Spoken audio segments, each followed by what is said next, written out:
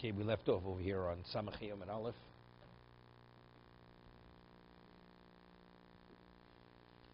You know, the Gemara says in Ksubis that why did HaKadosh Baruch Hu create your fingers like pegs? Like pegs. Because if you hear Lashon Hara, you're supposed to take your finger and put it in your ear. Why do you have an earlobe? So when you hear Lashon Hara, you take the earlobe and plug your ear with it. It's Gemara Ksubis, the first paragraph. Okay?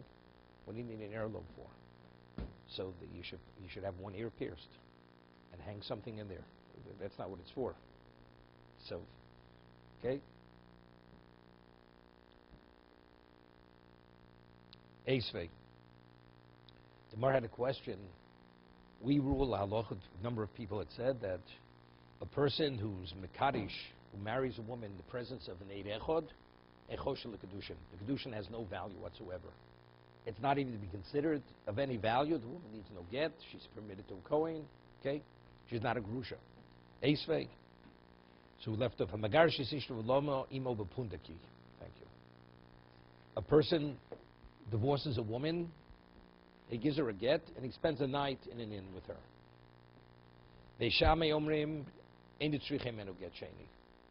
Now, we've discussed many times. We say because eino demosa bilosa bilas nus. The person doesn't, when he cohabits, he doesn't do it in a context of znus, but rather he does it for the sake of the mitzvah. So if a man was not married to a woman before, he was married to, let's say, on a rabbinic level, and now she becomes an adult, and again he cohabits with her as an adult. So we say the cohabitation after she becomes an adult is for the sake of marriage, because it's done for this l'shem mitzvah. Therefore, it advances from a rabbinic level to a Torah marriage. Okay, these people were married in the past. They spend a night in a so there's a relation. There's a familiarity between the two of them. So if we say they did cohabit, so what would you say? They cohabited, so then it's considered an act of marriage. So you would require another get. The Shammai says, and that's the Gemara, Shammai ain't a tzrichem enu get. Sheni. You don't require. So to speak, we know they did cohabit, or they just sequestered themselves. What exactly happened? The Shammai says a second get is not required. What exactly happened? If there are witnesses who actually witnessed the act of cohabitation between the two of them, by Talmud Shammai, what does Shammai say? She doesn't need a get. She should need a get. And if there are no witnesses, by Talmud if you didn't see an act of cohabitation, why should she need a get? Just because if a married woman goes, a married woman was not forewarned by her husband, not to sequester herself with another man. She spends a night in a hotel room with him. Is she permitted to her husband? She's permitted to her husband. So a woman has a cheskes kashrus, and even though the behavior is unacceptable, but halachically the wife is permitted.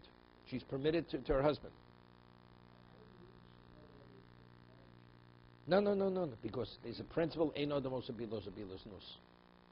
If two people who are observant, and we're talking about they're committed to Torah mitzvahs, they have relations, it's to have relations to re-establish a married state.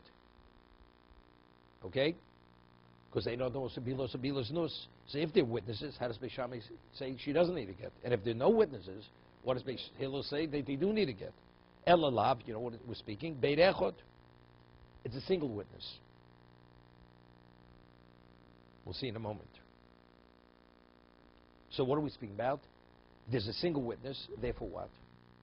Rashi, Ushnei Modim. So in conjunction with both of them admitting that they had relations and the intent was for the sake of marriage, together, it's considered a marriage.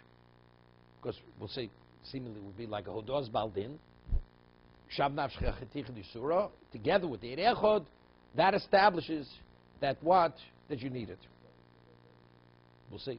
That's what the Gemara wants to say. It doesn't. Factually, it's meaningless. It's not. He says, according to your understanding that it's speaking about is a single witness who witnessed the act of cohabitation, Ema Sefer, let's read this, the conclusion of the Mishnah. Umodim, Beis Hillel concurs with Beis Shammai, the Nizgarshim in Ersin, if she was divorced after only Ersin took place, after betrothal, the marriage was never consummated the first time. and then they spend the night together in the punduk, in the inn. Then even Beis Hillel agrees she does not need a get, because he doesn't have that sense of familiarity with the woman. So, why? Because we said he probably did not cohabit. But if you tell me the witness actually witnessed the act of cohabitation, and an Eid Echad, a single witness, has credibility, in fact, he saw an act. He saw an act of cohabitation. Right? If visually it was seen, and the witness has credibility, even in a get erison, she should require a get. What? Even Beis Hillel, we shouldn't differentiate whether. Yeah, why do we make the differentiation? The concept libu gaspa means if you're not sure what happened behind closed doors, do I have a right to assume something? So we say erison, you have no right. Nesuin, you do have that right. What are we speaking about? The witnesses, they went and they secluded themselves together in the punduk. They share a room for the night. And there are no witnesses who actually witnessed the act of cohabitation. Now we're trying to figure out what happened behind closed doors. Did they cohabit? Did they not cohabit?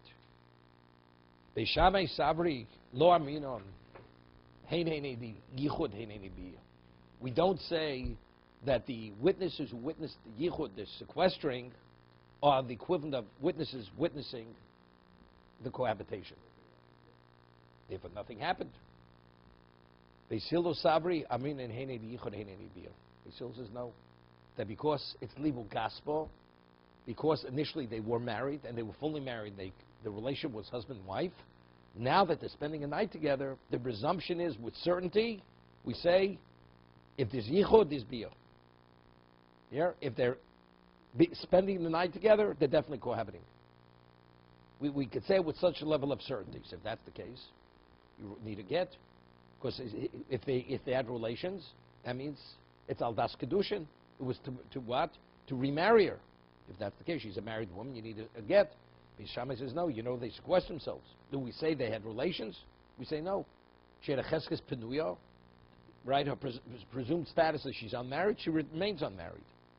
Because Heinei Yichud is not a Heinei Bia. We discussed this yesterday. I'm just going to start, address what Ernie asked me yesterday at the last few minutes of the shir. We had mentioned if a man says to a woman, Harei Mukdeshesli b'tabazu, in the presence of two witnesses. Man's holding the ring, and he says, Harei Mukdesh tabazu, and the witnesses are looking at the ring in the hand of the husband, the prospective husband, and then for a moment, they're distracted. And when they look back, they see the ring on the woman's finger. The halacha is Eina Mukadeshes. She's not married. Why? Because they did not see the act of marriage. What is the act of marriage? Seeing the ring being placed by the husband on the finger of the woman. They didn't see that. But there's no other way. How did it come onto her finger? She didn't have her own ring. This is the ring we could identify. Is the ring that he had in his hand, about to put on her finger. Eina Mukadeshes. Because they did not witness the act of marriage. So when we say Heinei Yichud Heinei Bia, we say, let's talk not in our case. The Mishnah of Beis. Isha niknas b'shlosha drochim. Keser shtaru bia. A woman can be married with what? Through cohabitation. Okay? So what does he say? He says to the witnesses. If you understand, the witness is not in the room when he's consummating the marriage with her, when he's marrying her. He says, I'm going into the room, we're going to have relations, and my mindset is I will marry her with the act of cohabitation. That's what he says to the witnesses. And she goes in, consents, they go into the room together. The witnesses witness them in the room for a period of time that they could have cohabited. We say the presumption is they did cohabit. Because he said the intent was we're going into the room for the sake of kiddushin, we're going to cohabit. Mukadeshes. She's mukadeshes. But they didn't see the act of cohabitation. Like you didn't see the ring being placed on her finger. So what's the difference? So the Rashba says, if you take a piece of straw and put it to fire, what is that? That's called Eish bin Oris.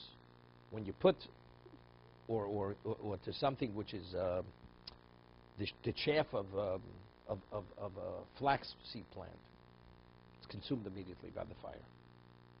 There's no ifs. It's more than a psikresha. Psikresha lo yomos.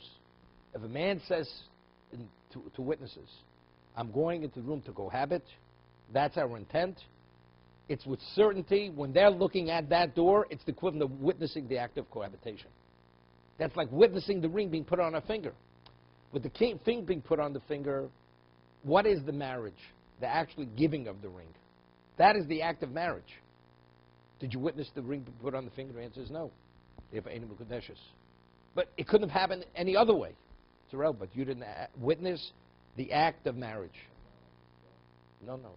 They're standing, witnessing two individuals going into a room, and you're there for the period of time they could have cohabited, whatever that period of time is. It definitely, they're witnessing a man cohabiting. They know exactly what's going on behind closed doors. They're witnessing the act. It's equivalent of witnessing, being aware of witnessing the act of what? Of cohabitation. Same thing.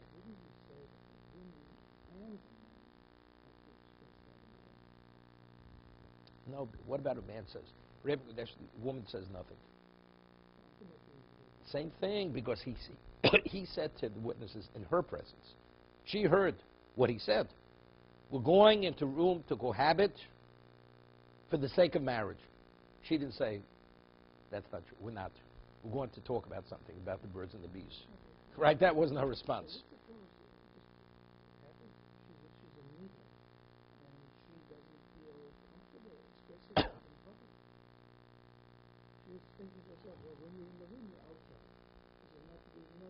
No. Then she's not permitted to go into a room with him. He's not permitted to sequester herself with her. She's a nida. Okay, so ifs and buts. If you could prove that that was the reality, but the presumption is that what? It's more than presumption. It's so remote, your scenario. I know, she wouldn't have gone into the room. Again, we're talking about within the context of people knowing what they're permitted, what they're not permitted to do. Right? So if we... Okay, it has no relevance what we do today. Because a person doesn't marry a woman with cohabitation. Okay, so therefore, as a result of that one situation, you're witnessing the act of marriage, which is cohabitation. Standing outside that room, you know exactly what's going on now, and aware of what's going on. If you don't see the ring put on the finger, it's that one moment. Your head was turned. When you turn back, it's on a finger, so you didn't witness the act of marriage. If one case is Mukudeshes, the other case is not Mukudeshes. In our situation, he said nothing, right? The Machlokes Bisham, he said nothing. See, there on that base, he said, Harei Mukudeshesli. Everybody. Bisham agrees. Bisham doesn't argue with the Mishnah. We say, Heinei Yichud, Heinei Bia there. Since over there, the purpose of the sequestering was that they should cohabit. Here they spent the night in the inn together. They didn't say why. We don't know what went on behind closed doors. So do we say it's inevitable that's what happened? That's Bisilo. Shama says it's not inevitable. Even though Libo Gaspa doesn't mean it necessarily happened. If that's the case, you didn't witness an act of marriage. So if that's the case, and she doesn't need a get, she doesn't need another get.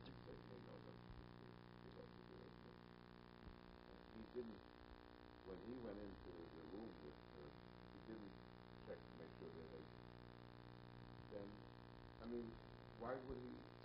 You don't have to check. You don't have to check. You don't know? You don't have to check. You don't have to check. You don't have to check.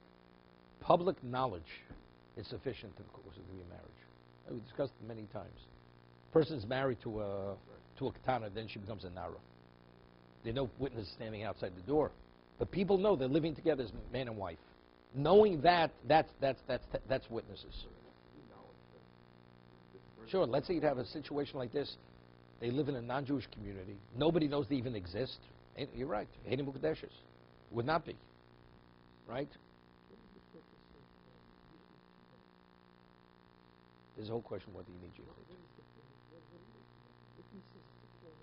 Because he has to take the whole idea, what is chuppah? Is it just taking her into your domain? Or it's taking into your domain where if you choose to cohabit, you could. Chuppah is you take the woman into your domain. After you... No, that's kiddushin. There's two things. There's kiddushin is nesuin. Nesuin is she's fully married. You're taking her into your domain. So this means under the chuppah, and the way it's done today, that the choson, he purchases, he rents the location under the chuppah, that location is his location. So when the caterer, the caterer rents the hall, whether he owns it or he rents the premises. When you sign the contract with the caterer, that at the time of the chuppah, he's actually renting the location under the chuppah. So the domain under the chuppah is the choson's domain. So when you have the nesuin under the chuppah, she is in his domain. It's the equivalent of his residence. She's standing in his residence. So the question, is it his residence where he could cohabit with him? To what degree? What has the setting be? If he chooses to cohabit, he could cohabit or not. So if it's public, it's not possible. Therefore, we have Ashkenaz, they have yichud. They have yichud after the chuppah. That should be a location where if he chooses, he could. What? Svarim don't.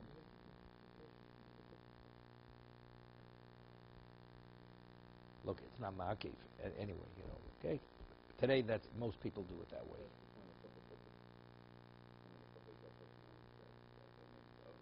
That's it.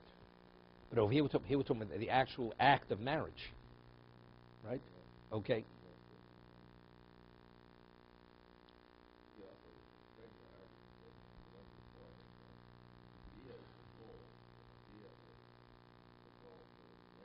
So different.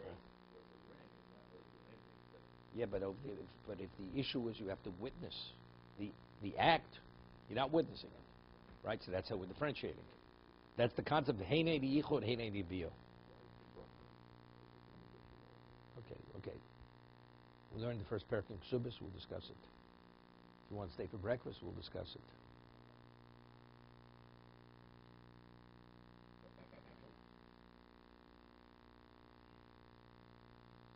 Yeah. Top Rashi says, what's heinei yichud? Mishiro shenisyachta ima. When the witness saw that they sequestered themselves, ain't tzorach l'hoid ala biyah. They don't have to testify. They actually saw the act of cohabitation. The kevod the lihu gaspa, because there's a certain familiarity with her, because they were previously fully married. Machzakidin also bechezka sheba aleo. We presume with certainty that he came upon her, l'shem kiddushin, for the same sake of kiddushin. Okay. Beishamai says no. Just because they were married before doesn't mean they had relations. Therefore, she retains her status as a non-married woman. So there's no need for a second get. So, you have this concept of the circle, where this woman... I said that. Man is married to a woman's married. She meets a friend. Boyhood friend. They haven't seen each other. They have a lot to talk about. They spend the night in a hotel together, behind closed doors. You come in the morning, the bathrobes, the shower was used. They both, everything. Is the woman permitted to her husband? The answer is yes. Okay? He could have cohabited with her 20 times during the period of time they spent together. She's permitted. Wait. But if the husband warns the wife, I don't want you to sequester yourself with this man, and she defies his warning, and she does, then she's a sota. Until it's verified that she didn't cohabit with him. Okay? Because it's the defiance. He told you not to. How do you do it? That causes circumstantial evidence. That's reglaim l'davar. Of course, there's a certain degree of circumstantial evidence. Plus that, until it's definite she did not, the presumption is she did.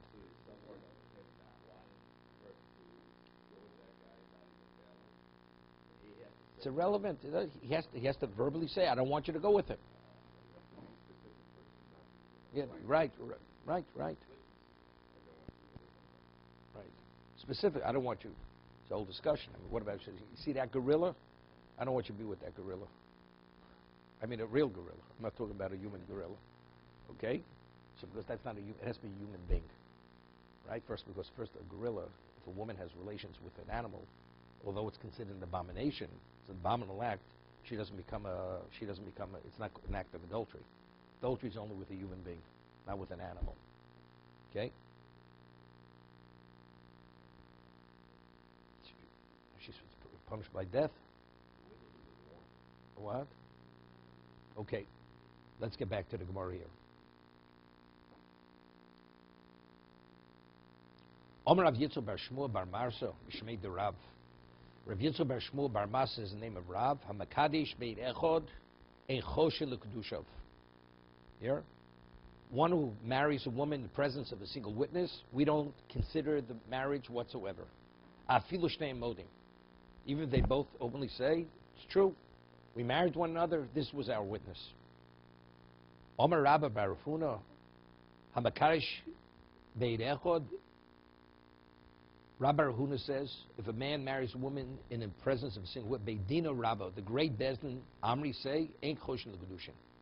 You don't consider the kedushin whatsoever. Man Beidina Rabba, who's considered the great Bezdin? Rav. Rav is considered, he is the presiding judge over the great Bezdin. Ika de Amri Omer Rab, Rahuna Omer Rav. He's quoting Rav. HaMakadesh Beit Echod Beidina Rabba. Rav had said, Beidina Rabba had said, ain't choshen l'kedushin. Kedusha, you don't consider whatsoever. Man Beidina Rabba, who was the Rab is already citing this. Rebbe was Rab's teacher, was his Rebbe. Rabbi Yudah Nossi. Okay. Mosiv Rav Achgoi Barami.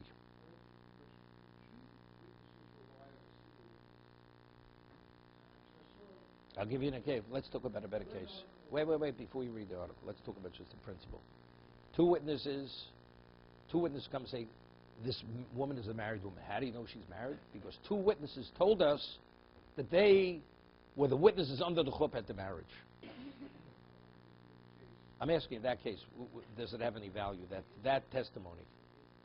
That's called aid me p-aid. That's called hearsay. Okay.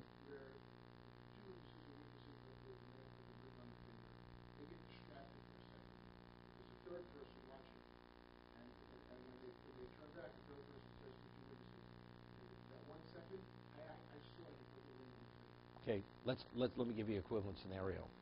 Two witnesses are watching.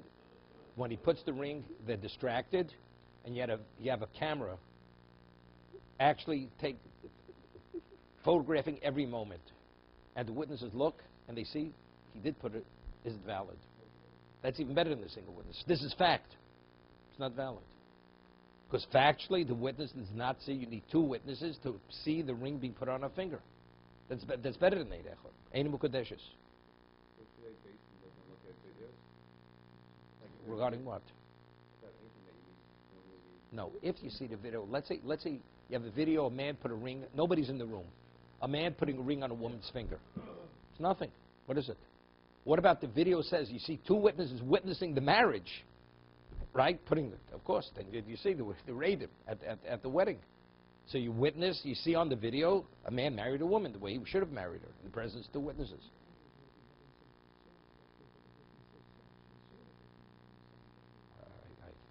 Yeah, okay.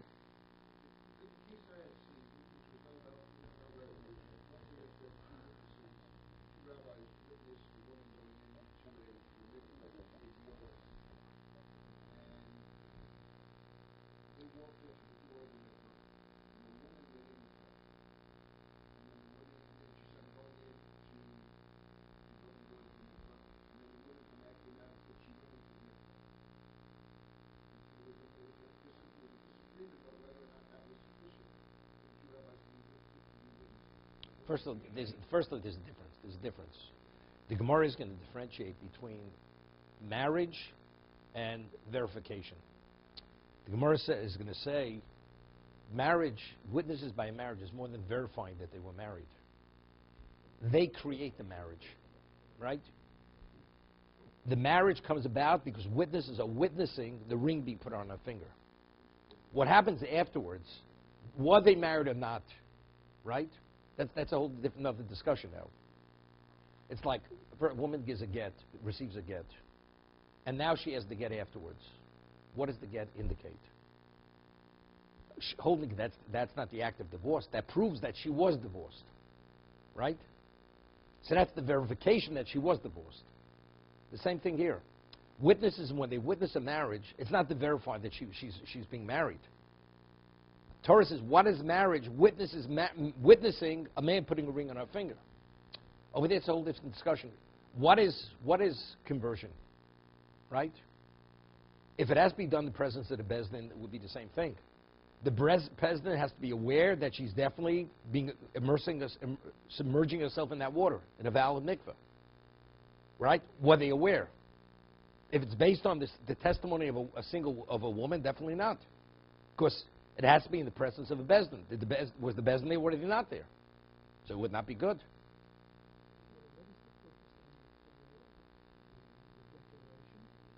No, because otherwise the witnesses don't know they're witnessing an act of marriage. So the man didn't say that. He just put the ring. Maybe he's giving her a gift. He may be giving her a gift. So it's with the finger and she's pointing. Doesn't make a difference. Not enough. It's not enough. So it has to be accompanied by those Right, correct. words. So if they heard those words that they didn't see, What?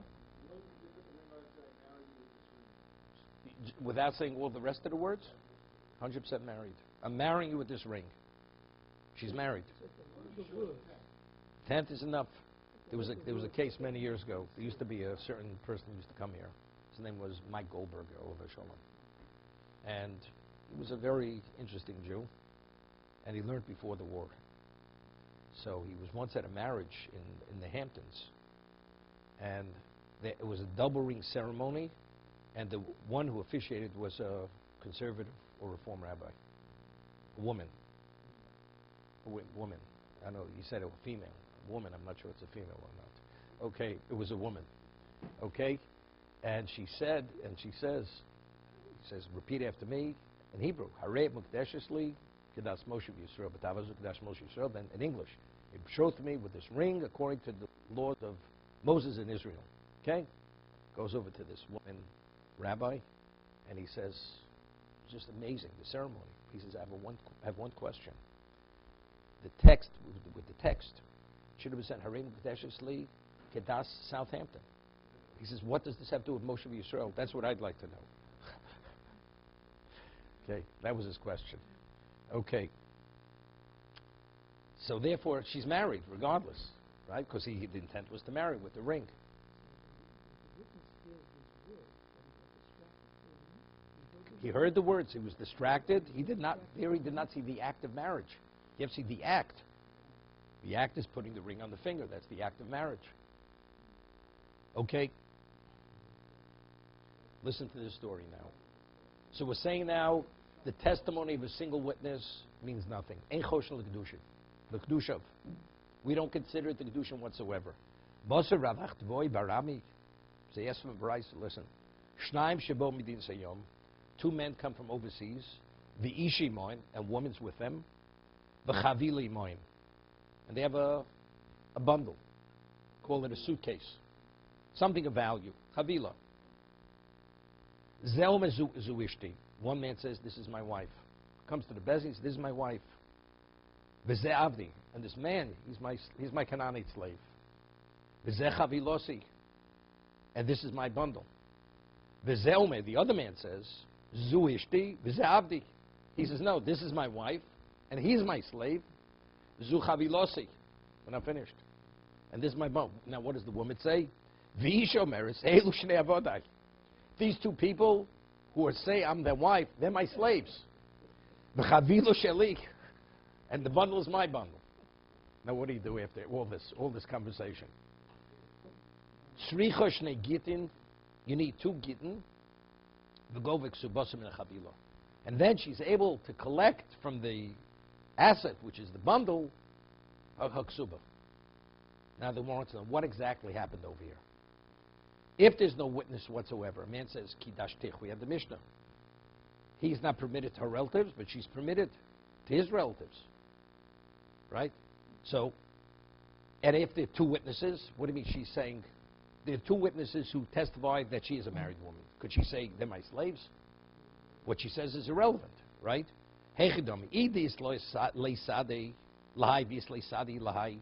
each of them has 2 witnesses, and each witness says that Reuven married her, the other one, Shimon, has witnesses that he married her. So that's trey.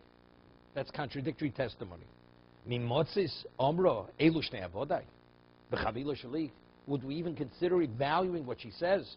That these are my slaves and the bundle is my bundle? Right? What she says is meaningless. Elalav, so what are we speaking of? Beit echod is a single witness. And it says that what? You need 2 gittin, and what? For her to be able to collect the ksuba. So evidently it must be one witness. The Tizbaros, and Mar says, could you even consider it for a moment? Echod ba'koshim mehemin. You have 2 single witnesses. Each one, they cancel each other out. They have no value. Trey, witnesses, 2 witnesses evidence. It's evidence. So because it's evidence, even the trade, the question is, who's more credible? The 2 or the 2? We don't know to who. But if you have a single one, a single witness, maybe by himself would be something. But chad keneged chad, neither has any value. They cancel each other out. Ela lemishri lalma l'kuli amo pligi. So the Gemara says like this: is she permitted to marry anyone who she chooses? After each one claims she's his wife, that's not even the question. Not even the question. Lo pligi, the shari, she's definitely permitted. V'hochi hochi kama. What does it say she needs 2 gittin? Right? It says she needs 2 gittin. So originally it said, thought, what does she need 2 gittin? If it would be trey, okay, we understand. We don't know who the husband is. So she needs a get from Ruvain, she needs a get from Shimon, because it hasn't been resolved. But then the other part is difficult. How does she even claim that they're my slaves?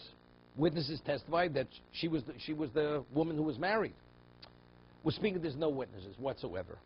Meaning, if she wants to collect that chavila, that asset, right? We have, the Gemara says in Bava Metzia, there's a situation where you can't resolve something. It says, it remains kept in Bezdin until a Yohanavi comes. He will reveal, verify. The case is like this. The person is given something for safekeeping, and for a number of people. And Reuven says, I gave you that item. Shimon says, I gave you that item. He doesn't remember. He doesn't remember who gave him that particular item. So what do we say? When Elio comes, he'll reveal whose item it was. But until then, we have no idea. Same thing. The chavila is Yemunach HaShiyav Elio. Right? He claims it's his. She claims, the other one claims it's his. And she claims it's hers. So whose is it? There's no way. There's no basis to determine whose it is. Give it to Bezdin. It's kept for safekeeping. HaShiyav Elio. He will reveal whose it is. But now, he says it's my wife. He says it's his wife.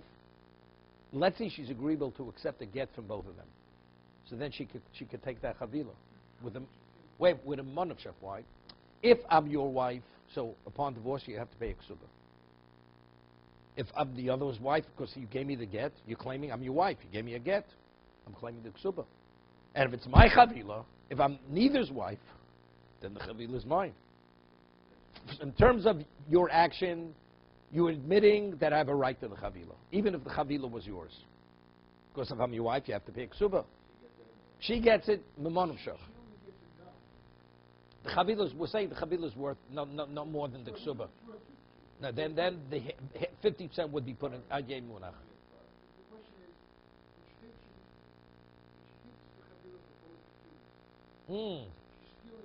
It's only one ksuba. You can't be married to 2 men. Each one has to give a get because it may be his wife. Right? We don't know whose wife. The chavila is the equivalent of one ksuba. So every possibility, we covered every possibility. Because nobody's a muzik. Muzik, it's a whole different story. Right? It's the cargo hold on the boat. In this case, it's all about the practice. Her state, she's permitted. Correct. Each of them are not permitted to her relatives. About the chavila. Exactly. Correct. That's what we're saying now. They came from Medina Siyam, I don't know where they were witnesses. The original Havamin of the Gemara is that there were 2 witnesses. But it says, talking about Eid Echad. They're coming from Medina Siyam, chances are there were no. You made a wedding. They had relatives come from Israel. Okay. It's okay. So they had the wedding party. They came back now. So 2 of them says he's the husband. Kasha v'maisa, there were witnesses. They have no knowledge of what took place. I was thinking that before we saw the conclusion, I was thinking that we might say here that you actually have two witnesses. You have two men who are testifying that this woman is married. They're disagreeing about to whom she's married, but that's a fact. They are both testifying that she is a married woman. And maybe that is sufficient. Maybe it's powerful enough to require her to get a gift, regardless of the fact that. No, but then we have a problem with the package. No, I understand, but the problem is they're testifying about themselves. That may be different. No, they're not testifying about themselves. Oh, No, you could say, we could say like this. There were only two witnesses. They say, we were at the wedding. We don't remember who the chosim was. that's not the case. Maybe we could learn that as the case. Why can't that be the case? She needs it. Should be known to me. No, but again, the witnesses. There were two witnesses who said, we were at the marriage. We don't remember who the husband was. We have to. The Gemara says that's why. Otherwise, why do you need gittin? But why then? What? No, then you would need two gittin. You would need two gittin in that case. We know she was married. She definitely had a ring put on her finger in the context of marriage. We don't remember, was it A, was it B? So if she wants to get married, she definitely needs a get from each of them. And we know it's limited to these two individuals. So she needs a get from both. What about collecting the bundle, the package? She's not getting the package. Because whoever is not the husband, if that's his bundle, she's not taking it. Because he has no monetary obligation to her. Okay? And they're only giving the get for themselves, not for anything. Correct. For her, she's free to marry whoever she wants. The get only has value if, in fact, she's able to collect the ksuba. Right? Without the get, she can't take the ksuba.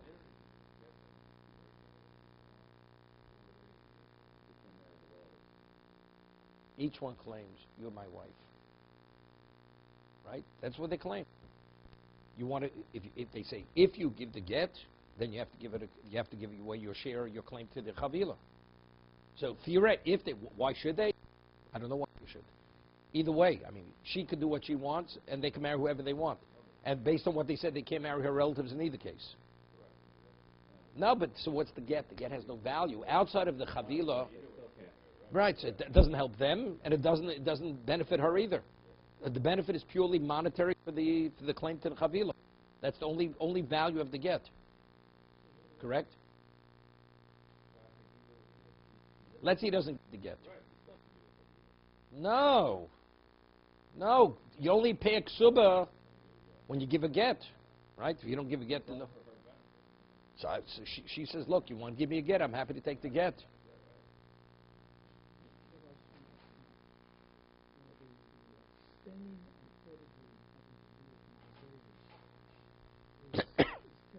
Correct. Maybe one of the worst stains that a Jew can have. Okay. So a man claims that this woman is his wife. He denies this. He says she's free to conduct herself.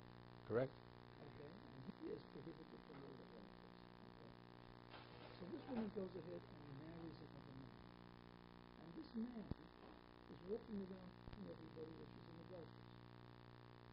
This man, if it would come Bestin, they would give him lashes, and they would impose a penalty for slandering the woman. They would go that far. Sure. Even though he's conducting himself. It's irrelevant what he is. There's no basis for what you're saying. A man says, you owe me $1 million. And you tell the whole community that the man's a thief, and he has no basis to prove for his claim. What is he? He's a slanderer. But even though this man is It's the exact same thing. if he is the husband. Because that's based on his own admission. But other than that restricts you, but you can't impose your restriction on her. He's doing the wrong thing, and he's considered. He attempts to make an aspersion on her. He's in big trouble. Yeah, definitely. Okay.